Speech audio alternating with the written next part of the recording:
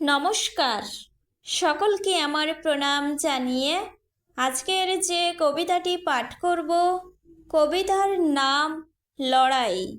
কবি হলেন সুবল চন্দ্র দাস।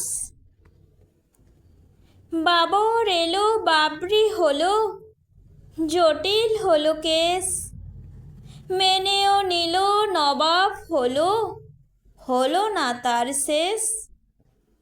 বহু বছর গড়িয়ে গেল, বালি পাথর খুলে উস্কে দিল স্মৃতির পাতা, জয়ের ধ্বজা তুলে।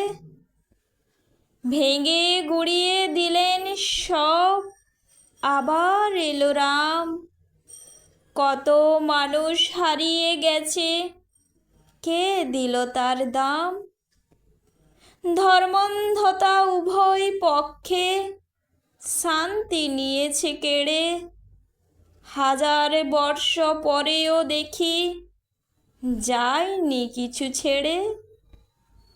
নতুন ভাবে লড়াই হয়, বদলে গেছে ধারা, মানুষ মরে ব্যাকুল হই, আমার লোক তারা।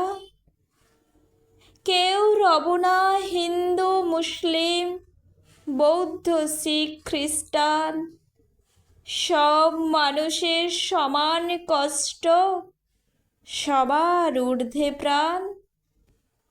গদির জন্য প্রাণের নাশ অনন্তকাল চলে, তোমার দিন মুখর হয়, আমার ঘরে জ্বলে।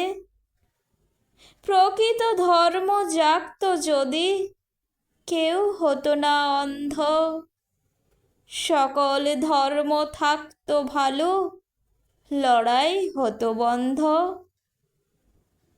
নমস্কার।